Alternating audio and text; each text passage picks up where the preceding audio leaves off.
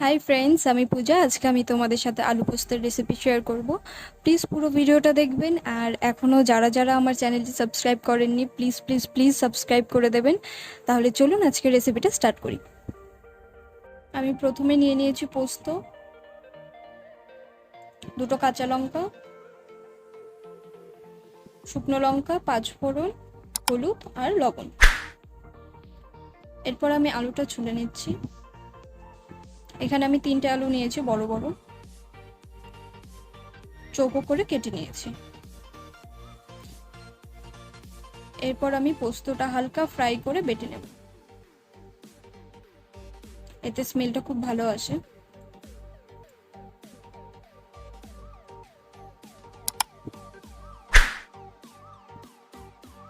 এরপর আমি অ্যাড করছি সর্ষের তেল।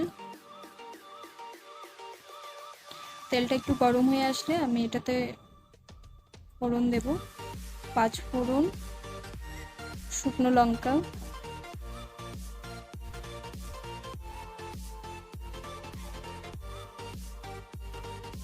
ভালো মতো ফ্রাই করে নিতে হবে।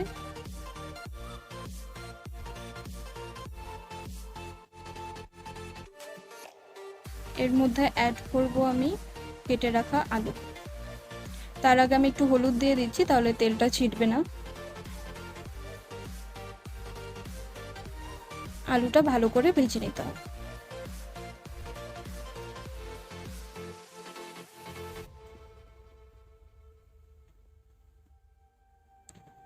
একটু লবণ দিয়ে দিচ্ছি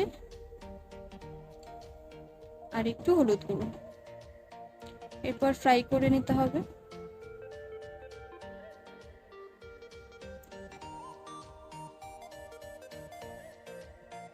এরপর আমি কিছুটা জল অ্যাড করছি যাতে ভালো মতো সেদ্ধ হয়ে যায়।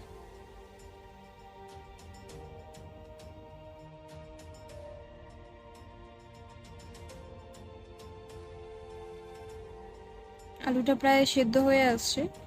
পোস্ত বাটাটা আমি দিয়ে দিলাম।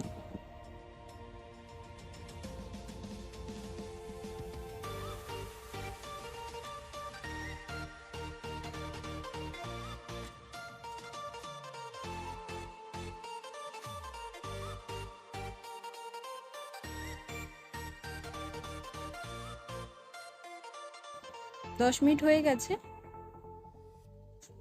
জলটাও ভালো মতো শুকিয়ে আসছে। তো এরপর আমি নামিয়ে নিলাম। আমাদের আলু পোস্ত রেডি।